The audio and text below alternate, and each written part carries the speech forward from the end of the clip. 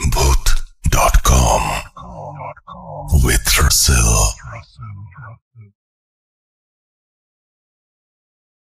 Welcome back.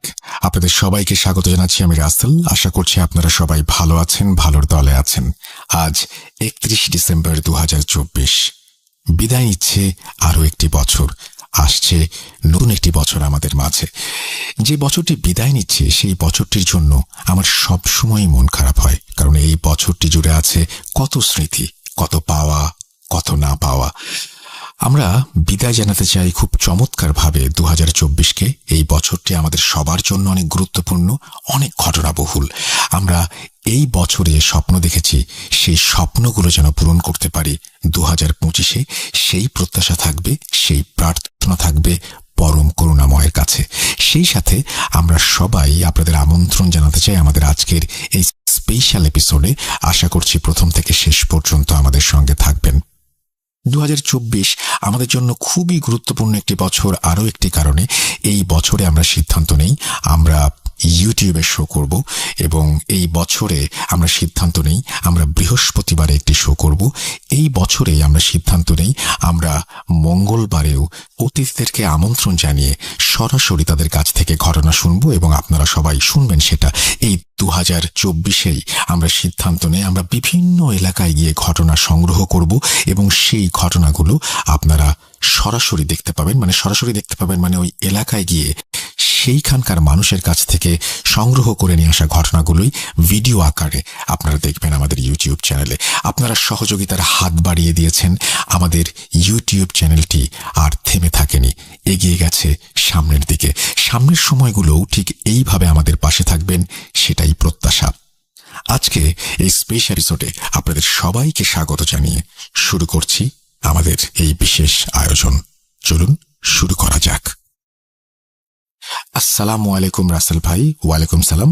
কেমন আছেন জিজ্ঞেস করলাম না, আশা করি সব সময় ভালো আছেন, ভালোর দলে আছেন। আমার নাম আবির, আমার বাড়ি কলকাতা। আজ আমি আপনাদের যে ঘটনা বলবো এটা আমার নিজের সাথে ঘটে যাওয়া একটা সত্য ঘটনা। ঘটনাটা কত ভয়ঙ্কর তা বলতে পারছি না, বাট ঘটনাটা আমার কাছে অনেক ইন্টারেস্টিং লেগেছে, তাই ঘটনাটি আজকে শেয়ার করলাম। যদি ঘটনাটি আপনাদের ভালো লাগে তাহলে অবশ্যই শ্রোতা বন্ধুদের সাথে শেয়ার করবেন। ঘটনাটি লিখতে গিয়ে যদি কোনো ভুল ভ্রান্তি হয়ে থাকে ছোট ভাই মনে করে ক্ষমা সুন্দর দৃষ্টিতে দেখবেন। চলুন বেশি কথা না বলে ঘটনাতে যাওয়া যাক। সেবার তুই সত্যি ভূত দেখেছিলি? হ্যাঁ, বিশ্বাস কর, সত্যি। তোকে মন গড়া কথা বলে আমার কি লাভ বলতো? বেশ, বুঝলাম। শুনি সেইবারের কথা। যদি গাঁজাখড়ি হয়েছে মার খাবি কিন্তু। বলে আমার বন্ধু শাকিল একটা চেয়ার টেনে এনে বসল। শাকিল আমার ছোটবেলার বন্ধু। ছোটবেলা বলতে একদম সেই নার্সারি থেকেই আমাদের যাবতীয় ঘটনা রটনা অভিজ্ঞতা সব ওর জানা। সবকিছু বিশ্বাস করলেও ভূতে ঠিক ওর বিশ্বাস ছিল না। আমার জীবনে কিছু বিরল অভিজ্ঞতা শুনে ও নাক সিটকে বলে, থাক আর মিথ্যে বলতে হবে না, অনেক গল্প শুনিয়েছিস। অগত্যা আমিও চুপ হয়ে যাই। আমার অভিজ্ঞতার কথা একমাত্র আমিই জানি, তাই ওকে জোর করে বিশ্বাস করাই না। আমি কি এক দরকারে আমার বাড়িতে এসেছি। আমার বাড়ি আসার পর মুহূর্তেই উঠল ভীষণ ঝড়, আর সাথে কারেন্ট চলে গেল। এমন অবস্থায় শাকিল বলল, ধুর, দেখলি তো কি অবস্থা, আর ভালো লাগে না। আসার পথে মেঘও ছিল না, ধুর, ছাতাও আনিনি। আমি বললাম, ঠিক আছে, একটু থেকে যা, আমি বরং মুড়ি মাখছি, তেল চানাচুর আছে, সাথে 1 কাপ গরম চা, কি বলিস? বাহ, জমে যাবে। সাথে তোর ওই বানানো ভূতের গল্প বলিস, সময়টা বেশ ভালোই কাটবে। আমি কয়েক মুহূর্ত ওর চোখের দিকে তাকিয়ে থাকার পর একটা নিঃশ্বাস ফেলে রান্নাঘরের উদ্দেশ্যে চলে গেলাম। প্রায় মিনিট 20 পর সবকিছু তৈরি করে এনে আমি বসলাম বিছানায়, ও আমার সামনের চেয়ারে। কারেন্ট তখনও আসেনি, আর বৃষ্টির বেগ আরো কয়েক গুণ বৃদ্ধি হয়েছে। শাকিল মুড়ি খেয়ে চায়ের কাপে সশব্দে একটা চুমুক দিয়ে তাচ্ছিল্যের সুরে বলল, বল বল, শুনি। বলে ফেল, যদি একটু ভয় টয় লাগে, গা শিরশির করে। কারেন্ট এসে গেলে আর হবে না। ওর এই ব্যঙ্গাত্মক কথায় অবশ্য কোনো প্রতিবাদ আমি করিনি। আমি চায়ের কাপে একটা চুমুক দিয়ে বলতে শুরু করলাম,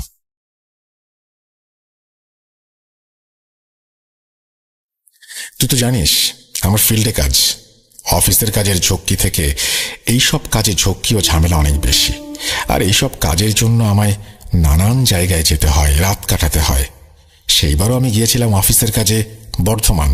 অবশ্য বর্ধমান যে এই প্রথম গেলাম তা না, এর আগেও গিয়েছিলাম, তবে সেবার আমি থাকিনি। কিন্তু এই 2 মাস আগে বর্ধমানে গেলাম, তখন অবশ্য আমায় এক রাত সেখানে থাকতে হয়েছিল। আর ঘটনাটা তখনকার। শাকিল হাত উঠিয়ে বলল, জানি জানি, তারপর বল, আসল গল্পটা বল। আমি বলে শুরু করলাম। সে বর্ধমান পৌঁছাতে আমার একটু দেরি হয়ে গিয়েছিল। অবশ্য এতে আমার কোনো দোষ ছিল না, ট্রেন লেট ছিল। বর্ধমান স্টেশনে যখন নামলাম তখন বাজে দুপুর 2টা। এদিকে কাজ এখনো শুরু হয়নি, খিদেও লেগেছে ভীষণ। স্টেশনে যা হোক কিছু একটা খেয়ে সোজা চলে গেলাম আমাদের ক্লায়েন্টের অফিসে। ওখানে কাজ শেষ করে উঠতে উঠতেই সন্ধ্যে 6টা বেজে যায়। এর মাঝে অবশ্য ওই অফিসের ক্যান্টিনে আমি খেয়ে নিয়েছিলাম, তাই খিদের চাগারটা অতটা দেয়নি। কাজ শেষ করে দ্রুত এসে পৌঁছালাম স্টেশনে। কিন্তু এতটাই খারাপ ভাগ্য ছিল আমার যে কয়েক মিনিট আগে একটা আপ ট্রেন বেরিয়ে গেছে, আর এর পরে একটা ট্রেন আছে, সেটা অবশ্য রাত 9টায়।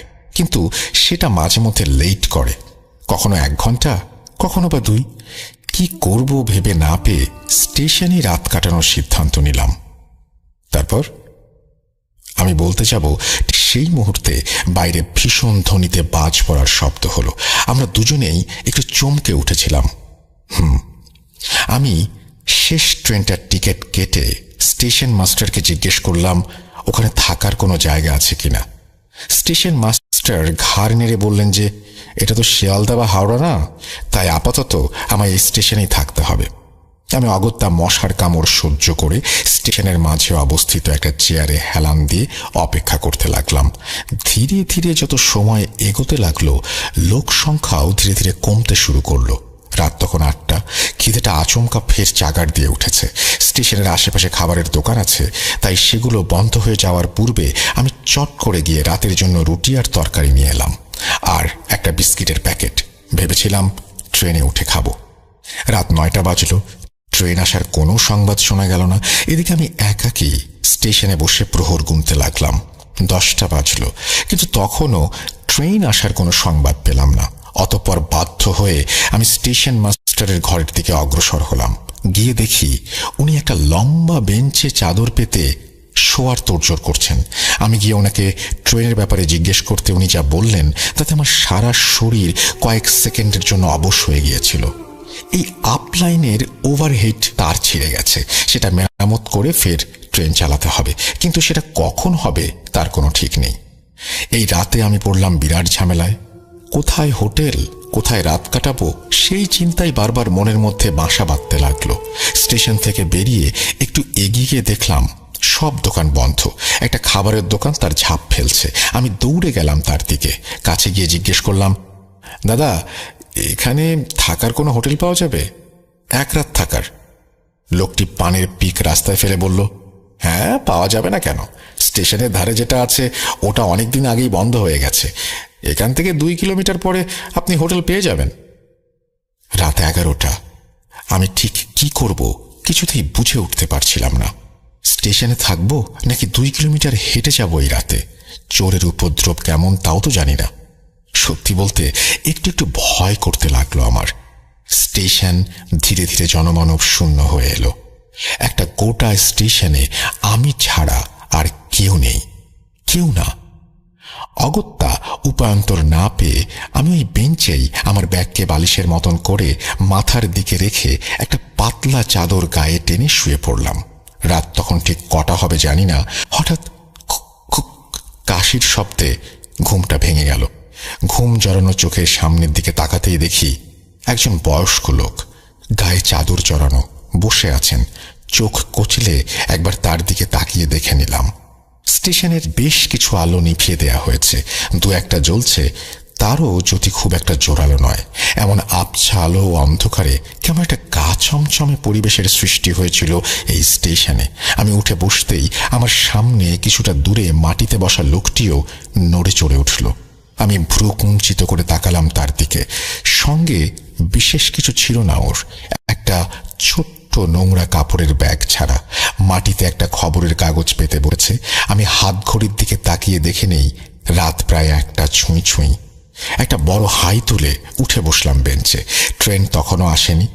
সামনে বসা লোকটির প্রতি দৃষ্টি যেতেই কেন জানি না বারবার সন্দেহ হতে লাগলো। আমার সাথে অনেকগুলো টাকা ছিল, আর ভয় ছিল সেই টাকাগুলোর জন্যই। আমি মিনিট খানেক সন্দিহান চোখে তাকিয়ে রইলাম তার দিকে। আচমকাই সামনে বসা লোকটি খুক খুক করে কেশে ভাঙা ভাঙা অদ্ভুত গলায় বলল, বাবু কি কলকাতায় থাকেন নাকি? আমার সন্দেহ যেন ধীরে ধীরে বাড়তে শুরু করলো। আমি ব্যাগটা ভালো করে কোলের কাছে আঁকড়ে ধরে বললাম, হ্যাঁ। লোকটি তেমন একটু কেশে নিয়ে বলল, ও, আপনার ভয় নেই, আমি চোর নই। আপনার ওই ব্যাগ আমি চুরি করব না। লোকটির এই কথা শুনে আমি চমকে উঠলাম। লোকটি জানলো কি করে আমার মনের কথা? লোকটি ফিক করে হেসে বলল, আপনি যেভাবে ব্যাগটা আঁকড়ে ধরে আছেন তাতে সবাই বুঝতে পারবে। মনে মনে অবাক হলাম। লোকটির দৃষ্টি আছে বলতে হয়। আমি জিজ্ঞেস করলাম, এই ট্রেন কখন আসবে বলতে পারেন?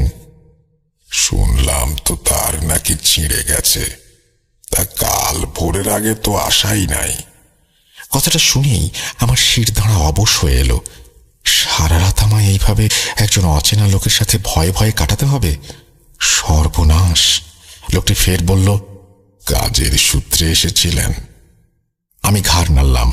লোকটি বলল, ও, আমার নাম মদন, আমি এইখানেই থাকি। ঘরে বড্ড গরম, তাই স্টেশনে শুতে আসছি।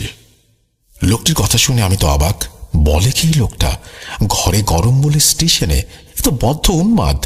কথাটা মনে হতেই ভয় আরো বেশ কয়েক গুণ চেপে বসলো আমার ওপর। জানিসই তো শাকিল, ভূতের থেকে পাগলের ভয় বেশি। আমার কথা শুনে শাকিল মাথা নেড়ে বলল, তারপর? লোকটির কথা শুনে আমি কোনো উত্তর দিলাম না। ব্যাগ থেকে বিস্কিটের প্যাকেট বের করে খেতে শুরু করলাম। লোকটি আমার দিকে এক দৃষ্টিতে তাকিয়ে। এই আলো অন্ধকারে লোকটিকে ভালো করে দেখারও কোনো উপায় নেই। শুধু এইটুকু বুঝতে পারছিলাম, লোকটির মুখমণ্ডল ছাড়া বাকি আপাত মস্তক চাদরে আবৃত। চোখ মুখ অস্পষ্ট, তবে যেটুকু বুঝলাম তার গাল ভর্তি দাড়ি, চোখের চাহনিও বড় অদ্ভুত।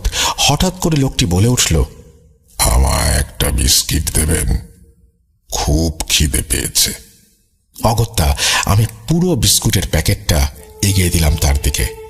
লোকটি তখন একটা অদ্ভুত কথা বলল, আপনি ছুঁড়ে দিন, আমি নিয়ে নেব। লোকটি আমার থেকে 20 হাতের দূরত্বে। আমি ছুঁড়ে দিলাম তার দিকে বিস্কিটের প্যাকেটটা।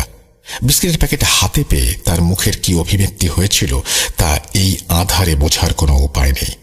লোকটি একটি বিস্কিট মুখে পুরে বলল, জানেন, আমারও একটা পরিবার ছিল, বাবা মা বউ ছেলে মেয়ে সবাই ছিল। আমি বেঞ্চে হেলান দিয়ে ব্যাগটা পাশে রেখে লোকটির কথা প্রসঙ্গে বললাম, ছিল বলছেন কেন? কারণ তারা আর কেউ বেঁচে নেই। লোকটির কথা শুনে আমার বেশ খারাপ লাগলো।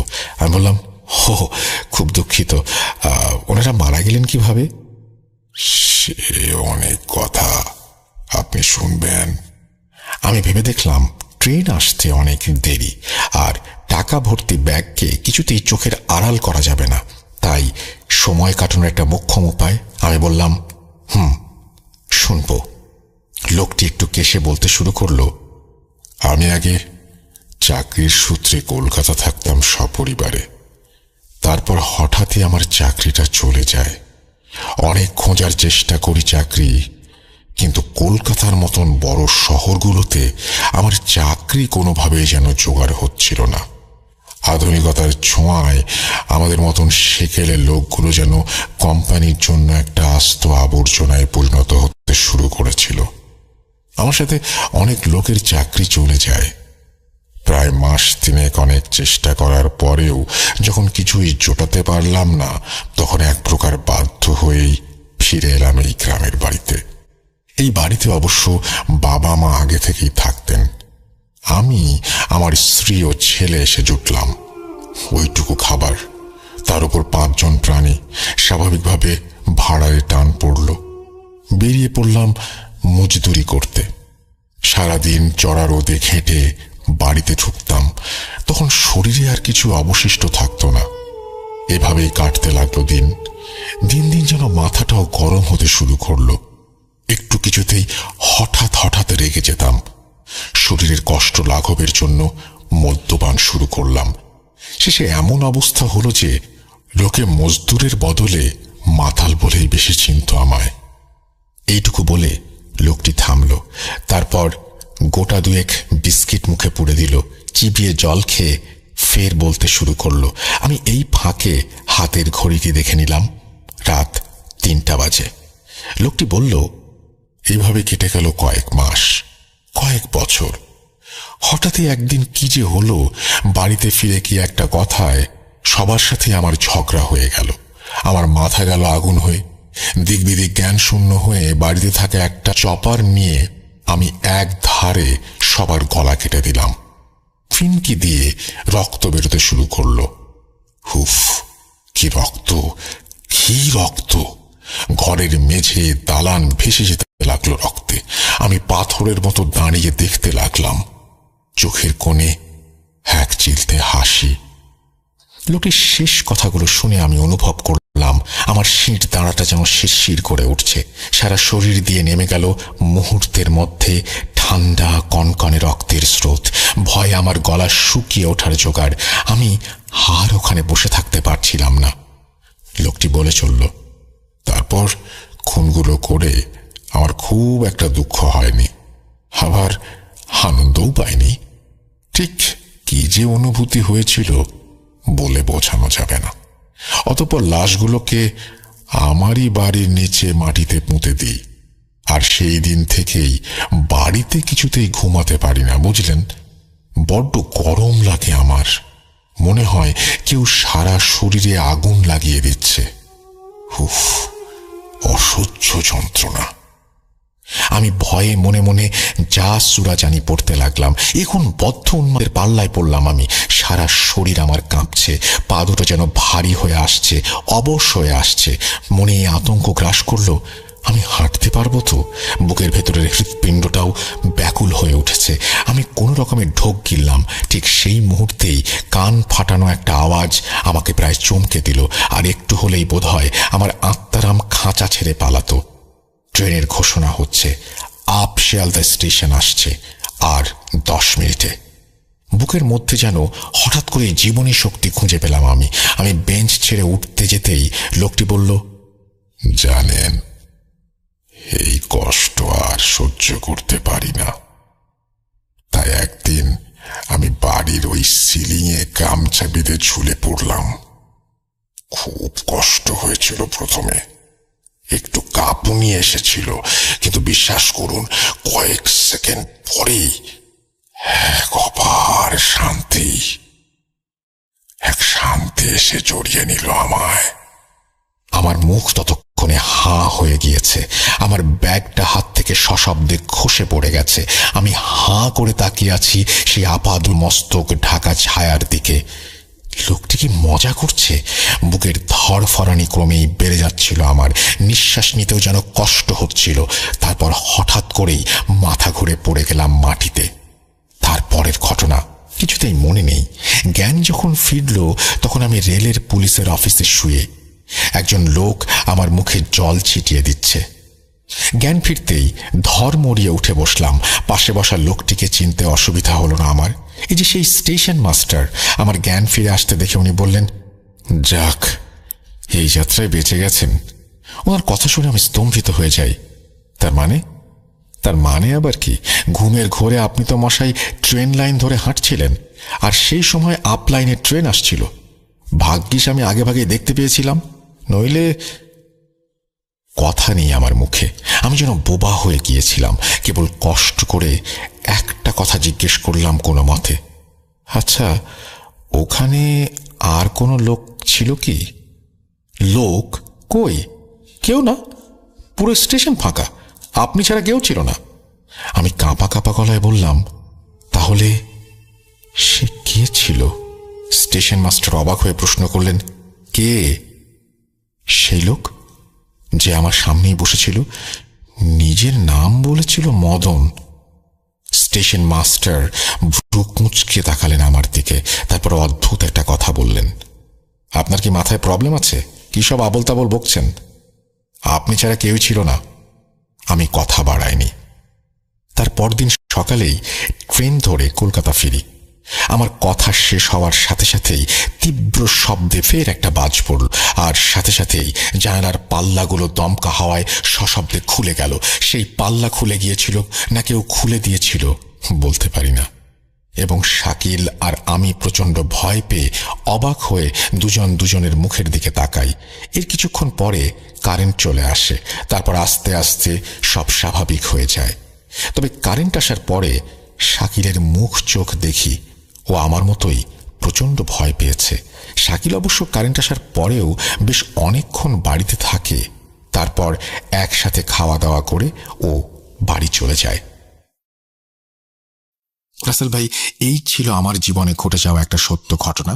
কতটা গুছিয়ে লিখতে পেরেছি জানি না। যাই হোক, ঘটনাটি ভালো লাগলে অবশ্যই শ্রোতা বন্ধুদের সাথে শেয়ার করবেন। আর হ্যাঁ, আপনাকে অনেক অনেক ধন্যবাদ কষ্ট করে ঘটনাটি পড়ার জন্য। আর শ্রোতা বন্ধুদের জানাই ধন্যবাদ এত কষ্ট করে ধৈর্য ধরে শোনার জন্য। আর বেশি কথা বলবো না, আজকের মতো বিদায়। আবারও দেখা হবে অন্য কোনো এপিসোডে। আসসালামু আলাইকুম। নাম আবির মণ্ডল, বাড়ি কলকাতা, ওয়েস্ট বেঙ্গল। এরপরে তিনি তার মোবাইল নাম্বার শেয়ার করেছেন। থ্যাংক ইউ ভেরি মাচ আবির, আপনার ঘটনা শেয়ার করার জন্য। এবং আপনার মাধ্যমে ওয়েস্ট বেঙ্গল এবং কলকাতার যত আমাদের লিসেনার রয়েছে সবাইকে ধন্যবাদ জানাতে চাই। এবং বছরের শেষ দিনটিতে আপনাদের এই অনন্য উপহার গ্রহণ করলাম সাদরে। Thank you very much. এভাবেই সাথে থাকবেন, পাশে থাকবেন। আমরা চলে যাব আমাদের পরবর্তী ঘটনায়।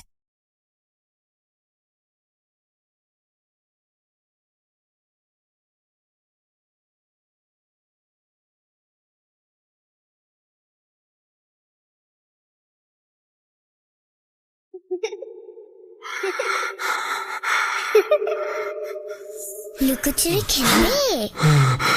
লুকোচুরি তুমি লুকাও, আমি ঠিকই তোমাকে খুঁজে পাবো।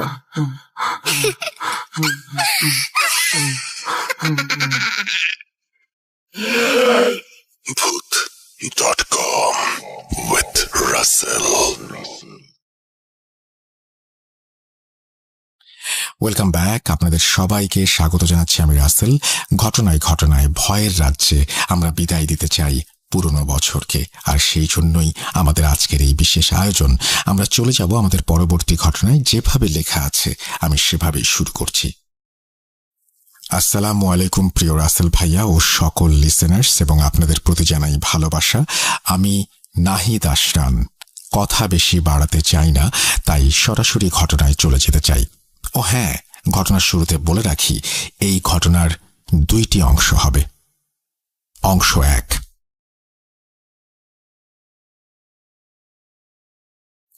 আমাদের গ্রামের বাসা ঝিনাইদহ জেলার শৈলকুপা পৌরসভার কাজীপাড়া গ্রামে। সময়টা 2006-07 সালের দিকে। তখন আমরা পরিবার সহ ঢাকাতে থাকতাম। হঠাৎ আমাদের গ্রামের বাসা থেকে খবর আসে আমার চাচাতো ভাই অনেক অসুস্থ। তখন আমি অনেক ছোট, তাই অসুস্থ শুনে খারাপ লেগেছিল ঠিকই, কিন্তু বাবার ছুটি না থাকায় আমরা কেউ গ্রামে যেতে পারিনি।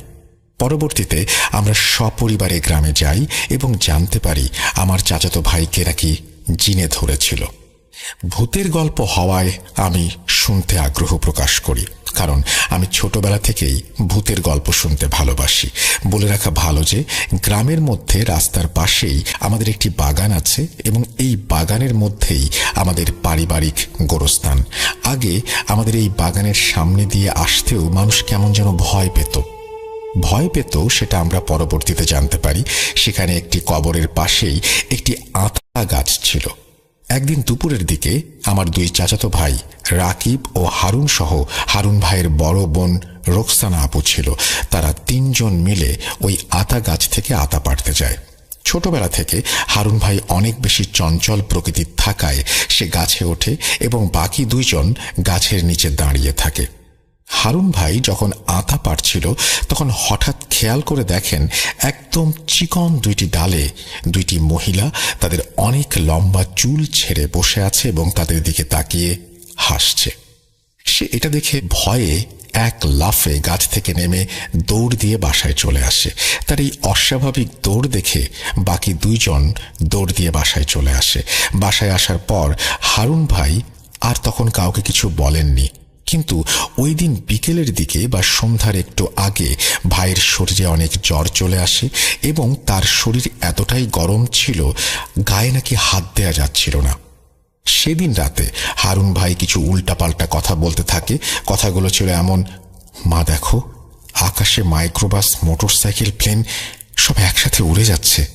এরপর আমার চাচির কাছে সে খাবার চায়। আমার চাচি তাকে ডাল দিয়ে ভাত দেয় এবং সে নাকি তখন অনেক রেগে উচ্চস্বরে বলছিল, আমি তোর কাছে খাবার চেয়েছি আর তুই কিনা আমাকে পোকামাকড় আর পানি খেতে দিলি। তখন সবাই মনে করে অনেক বেশি জ্বর, তাই সে এমন উল্টাপাল্টা বকছে।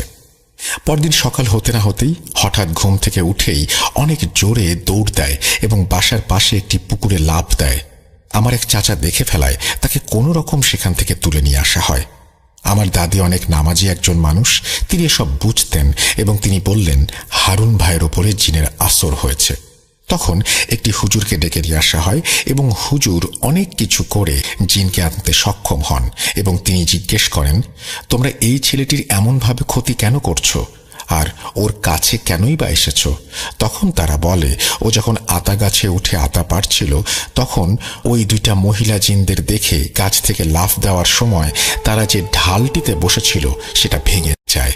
এই জন্য জিন দুইটি হারুন ভাইকে মেরে ফেলতে চায়। পরে হুজুর অনেক চেষ্টা করে জিন দুইটাকে ভাইয়ের কাছ থেকে সরাতে পারে না, কিন্তু হারুন ভাইয়ের শারীরিক অবস্থা ক্রমশই খারাপ হয়ে যাচ্ছে। তখন আমার চাচিরা একটা বুড়ির খোঁজ জানতে পারে এবং সেখানে নিয়ে যায়। তাকে সবকিছু খুলে বলে এবং বুড়ি আমার ভাইকে দেখে বলে, আমি সব ঠিক করে দিতে পারবো, কিন্তু শাহী মসজিদে একটা খাসি জবাই দিতে হবে। বলে রাখি, আমাদের এলাকায় এই শাহী মসজিদটি অনেক প্রাচীন। এই মসজিদ জুড়েও রয়েছে অনেক ঘটনা। অনেকে এটাও বিশ্বাস করে সেখানে কিছু মানত করলে নাকি সেটা বিফলে যায় না, তাই প্রতিদিন দূর দূরান্ত থেকে মানুষ এখানে ছুটে আসে। তো এরপর ওই শর্তে আমার চাচা চাচি রাজি হন এবং বুড়িকে বলেন তাদের সন্তান যেন সুস্থ হয়ে যায়। বুড়ি বিভিন্ন চেষ্টা চালিয়ে আমার ভাইকে ঠিক করে এবং জিন দুইটি যেন তাদের কাছে কখনো না আসতে পারে সেই ব্যবস্থা করে। চাচাদের আর্থিক অবস্থা একটু খারাপ হয়ে যাওয়ায় খাসিটি দিতে একটু দেরি হচ্ছিল, কিন্তু তখন প্রায়শই চাচি স্বপ্নে সেই বুড়িটিকে দেখতেন আর বুড়ি বলতো, তুই এখনো খাসি দিসনি, তোর ছেলের কিন্তু অনেক বড় ক্ষতি হয়ে যাবে, তখন চাইলেও আর কিছু করতে পারবি না। এভাবে দুইবার স্বপ্নে আসার পর তারা খাসিটি নিয়ম অনুযায়ী জবাই দেয় এবং আলহামদুলিল্লাহ তারপর থেকে আর কোনো সমস্যা ওই ভাইয়ের সাথে ঘটেনি। অংশ 2। এবার আসি দ্বিতীয় ঘটনায়। আমার বয়স তখন 17 বছর। কালের পরিবর্তনে আমরা তখন গ্রামের বাসায় চলে আসি। আমাদের দাদার বাগানে অনেক গাছগাছালি আছে। তো আমাদের দাদা হঠাৎ একদিন সিদ্ধান্ত নেয় সেই আতা গাছটি কেটে বিক্রি করে ফেলবে এবং এই সিদ্ধান্ত সে একাই নেয়। পরে আমরা যখন সবাই জানতে পারি এবং আমরা তখন সবাই তাকে সেই গাছটি কাটতে বারণ করি, কিন্তু কে শোনে কার কথা। অবশেষে দাদা সবার কথা অমান্য করে গাছটি কেটে বিক্রি করে দেয়। কিছুদিন যাবৎ সবকিছু ঠিকঠাক ছিল। হঠাৎ আমরা জানতে পারলাম দাদার স্বপ্নে নাকি ওই দুইটা জিন এসেছে এবং তারা বলছে, তুই আমাদের থাকার জায়গা একদম নষ্ট করে ফেলেছিস, তোকে আমরা একেবারে মারব না, আস্তে আস্তে কষ্ট দিয়ে মারব। তার কিছুদিন পরই একদিন হালকা বৃষ্টি হয়, যাকে আমরা ছিটে ফোটা বৃষ্টি বলে থাকি। সেদিন দাদা আনুমানিক রাত 11টার দিকে হেঁটে হেঁটে বাজারে যাচ্ছিলেন। আমাদের গ্রামের মসজিদের সামনে যখন তিনি আসেন তখন লক্ষ্য করেন মসজিদের মধ্যে কয়েকজন পর্দাশীল নারী হেঁটে বেড়াচ্ছে এবং তার দিকে তাকিয়ে আছে। সেই ব্যাপারটা তিনি স্বাভাবিকভাবে নিয়েই আবার হাঁটতে থাকেন। কিছু দূর যাওয়ার পর রাস্তার ওপর একদম হালকা পানি জমে থাকে, সেখানে পা দেয়া মাত্রই তিনি পড়ে যান এবং আশেপাশে যারা ছিল তারা ভেবেছিল হয়তো তিনি উঠে দাঁড়িয়ে যাবেন, কিন্তু কোনোভাবেই তিনি আর উঠতে পারছিলেন না। তারপর সবাই এসে তাকে ধরে ওঠানোর চেষ্টা করে, কিন্তু তিনি আর দাঁড়াতে পারছিলেন না। তখন বাসায় কেউ একজন ফোন দিয়ে বলে দাদা রাস্তায় পড়ে গিয়ে আর উঠে দাঁড়াতে পারছেন না। এই কথা শুনে আমরা সবাই তাড়াতাড়ি করে তাকে হসপিটালে নিয়ে যাই এবং এক্স-রে করে দেখা যায় তার ডান পাটি কোমরের নিচ অংশ থেকে পুরোপুরিভাবে ভেঙে বিচ্ছিন্ন হয়ে গেছে। এখনো তার পা ঠিক হয়নি এবং আমার দাদা ধীরে ধীরে যেন সব জ্ঞান হারিয়ে ফেলে, যার তার সাথে খারাপ আচরণ করে এবং অনেক শিরকমূলক কথা বলে, যা তার এই বয়সে বলা মানায় না। আস্তে আস্তে তিনি উন্মাদ হয়ে যাচ্ছেন। আমার দাদার জন্য সবাই দোয়া করবেন। স্টোরিটি সিলেক্টেড হলে পড়ে শোনাবেন। ভুল ত্রুটি ক্ষমা সুন্দর দৃষ্টিতে দেখবেন। আল্লাহ হাফেজ।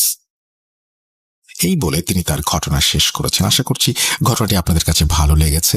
আমরা এই পুরনো বছরকে বিদায় দেওয়ার জন্য বিশেষ এই আয়োজনে আপনাদের সবাইকে আবারও আমন্ত্রণ জানাচ্ছি এবং আশা করছি আরও যে ঘটনাগুলো আছে সেই ঘটনাগুলো আপনারা শুনবেন। কথা না বাড়িয়ে আমরা চলে যাব আমাদের পরবর্তী ঘটনায়।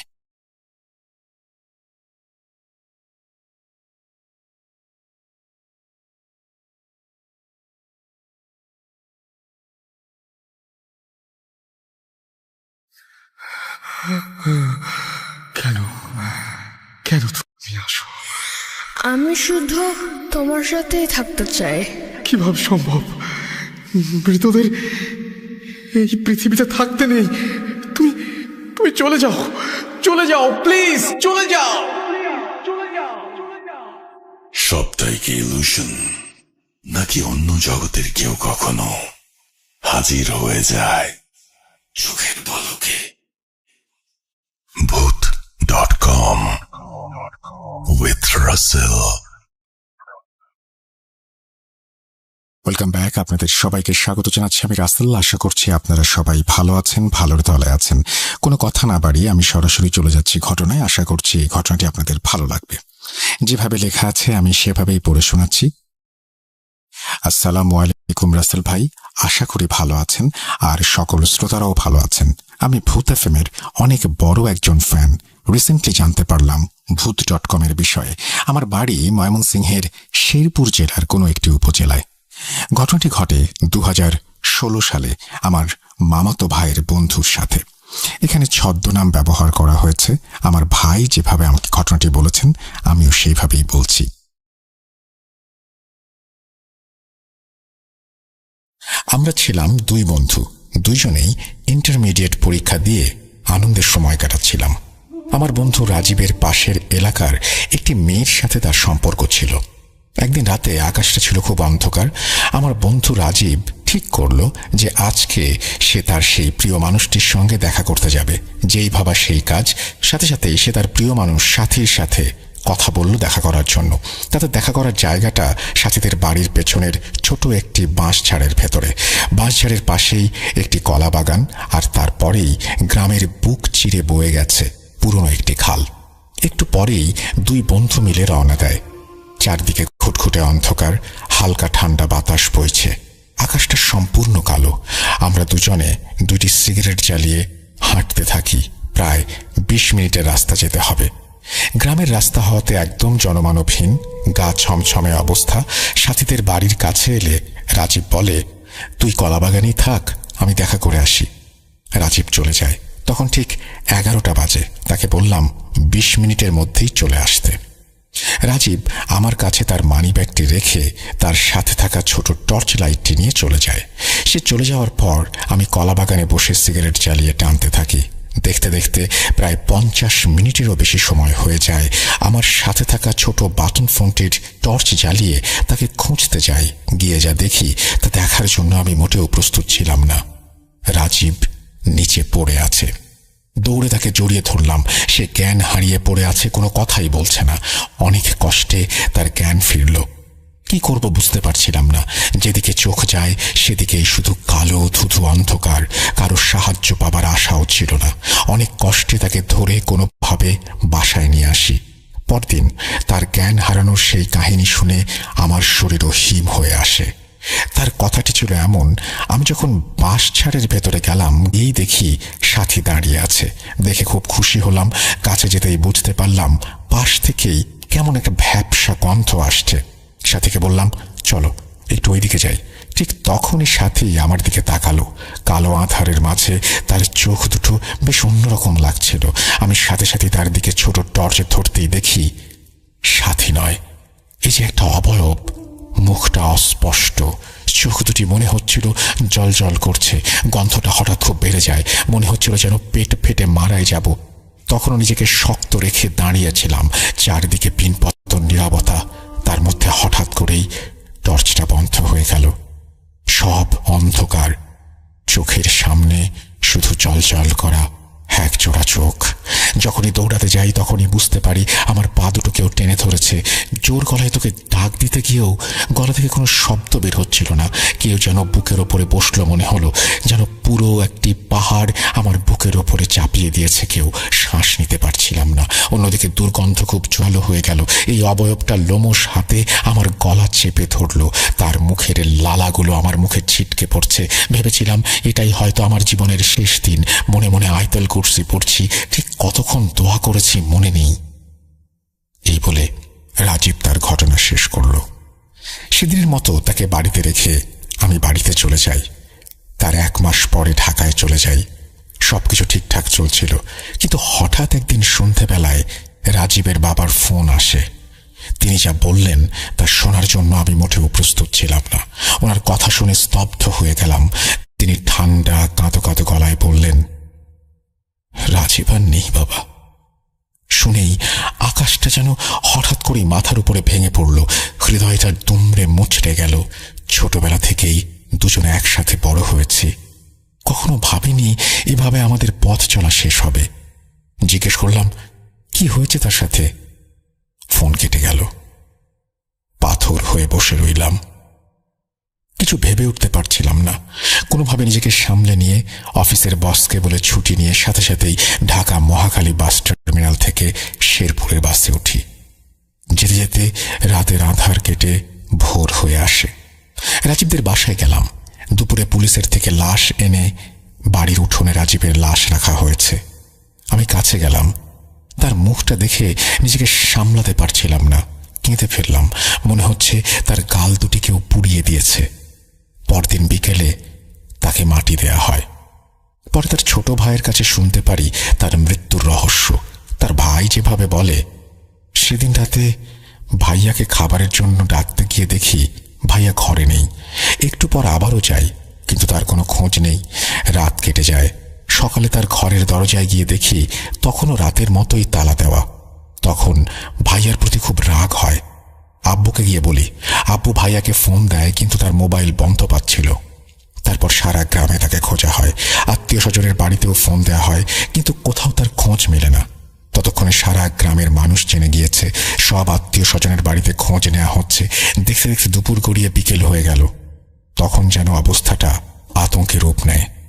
সন্ধ্যার আমার একটু আগে পশ্চিম দিক থেকে কেউ দৌড়িয়ে বাড়ির দিকে আসতে থাকে। কাছে আসার পর বুঝলাম সেটা পাশের এলাকার একজন ছেলে। তিনি বাড়ি এসেই বাবার সামনে গিয়ে হাঁপাতে হাঁপাতে বলতে লাগলেন, রাজীবের লাশ পশ্চিমের খালের কাদায় পাওয়া গেছে। একটু দম নিয়েই আবার বললেন, মনে হচ্ছে সারা শরীরে আগুনের ছ্যাঁকা দেওয়া। আপনারা তাড়াতাড়ি আসেন। আমরা সবাই ছুটে গেলাম। গিয়ে দেখি অনেক মানুষ। আমরা যেতেই সবাই সরে গিয়ে রাস্তা করে দিল। চোখের সামনে কাদা মাখানো ভাইয়ের লাশ। মনে হচ্ছিল তার চোখ দুটো যেন বড় হয়ে বেরিয়ে আসবে। শরীরটা ফুলে গেছে। এই বলে রাজীবের ভাই কেঁদে উঠল। আমি নিজের চোখের জল আটকে রাখতে পারিনি। তারপর অন্য এক সমস্যা। পুলিশের পোস্টমর্টম রিপোর্টে তাকে খুন করা হয়েছে এমন কোনো তথ্য পাওয়া যায়নি। আর তার শরীরে কেন পোড়া ছাপ বা সেগুলো পোড়া ছাপ কিনা তাও বোঝা যায়নি। সেদিন রাতে রাজীবের সাথে কি হয়েছিল সেটা শুধু ওপরওয়ালাই ভালো জানেন। কিছুদিনের মধ্যে রাজীবের বাবা একটি কবিরাজের সাথে কথা বলে জানতে পারে তার উপরে কালো জাদু করা হয়েছিল। কবিরাজ আরও বলে কোনো একটি মেয়ের কবর থেকে শরীরের হাড় দ্বারা তাকে কালো জাদু করা হয়েছে।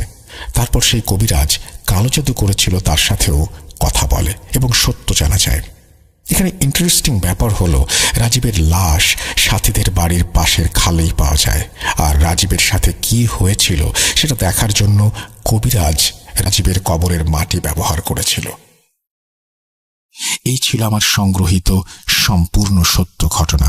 ভালো লাগলে অবশ্যই ভূত.com আপনি পড়ে শোনাবেন। গুছিয়ে লেখার চেষ্টা করেছি, ঘটনাটি সিলেক্টেড হলে অবশ্যই আমাকে জানাবেন। মোহাম্মদ শামীম, শেরপুর, ময়মনসিংহ থেকে এই ঘটনাটি লিখেছেন। আমি প্রথম থেকে এই ঘটনার শেষ পর্যন্ত আমি খুবই অপেক্ষা করছিলাম এটা জানার জন্য যে এটি কোনো হত্যাকাণ্ড কিনা। কারণ প্রথম ঘটনাতেও আমার মনে হয়েছিল যে কেউ তাকে হয়তো মেরেছে, বাঁশবাগানে ফেলে রেখেছে। পরবর্তীতে আমার মনে হয়েছিল যে খালের পানিতে হয়তো কেউ তাকে মেরেই ফেলে রেখেছে। কিন্তু পোস্টমর্টম রিপোর্ট সাধারণত হওয়ার পরে এটার সন্দেহের অবকাশ থাকে না। আপনারা বলছেন মুখে পোড়া দাগ, সেগুলো আসলে পানিতে থাকার কারণে কিনা বা অন্য কোনোভাবে এসছে কিনা। নিশ্চয়ই পোস্টমর্টমের রিপোর্টটা যদি আরেকটু ডিটেইলে আমাদের জানাতে পারতেন তাহলে হয়তো জিনিসগুলো আরও পরিষ্কার হয়ে যেত। যাই হোক, আমরা বছরের শেষ সময় শুরু করছি। এখন এত এই সমস্ত বিষয়ে চিন্তা না করে, ভয় যে পাচ্ছি এটাই বড় কথা। আমরা চলে যাব আমাদের পরবর্তী ঘটনায়।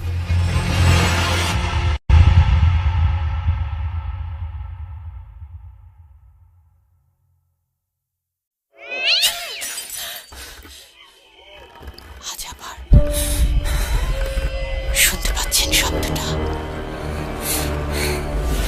ভয়ের আরেক নাম ভূত.com with Russell।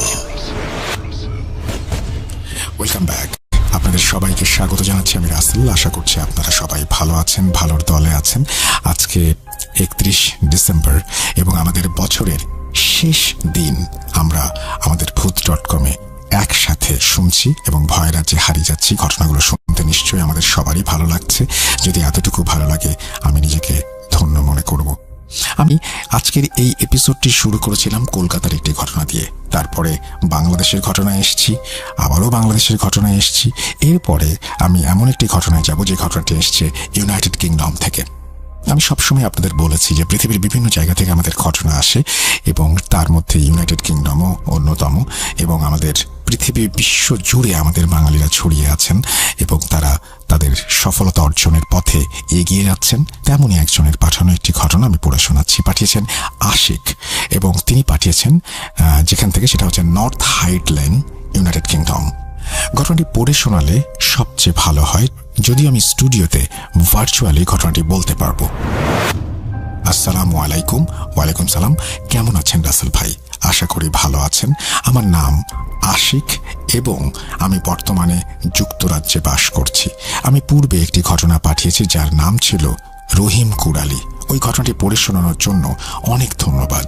আজকে যে ঘটনাটি বলতে যাচ্ছি সেটা লন্ডনে বসবাসরত আমার এক বন্ধু যার নাম মুশফিক, ওনার কাছ থেকে শোনা।